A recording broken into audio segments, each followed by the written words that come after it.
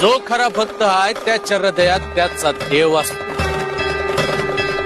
पूजा म्हणजे उपचार आहे. खरं सांगायचं तर नास्तिकामोर माझी थोरवी सांगायला जाऊ नका. भक्ती अशी गुपून होत नसती या, ती आतून असायला लागते.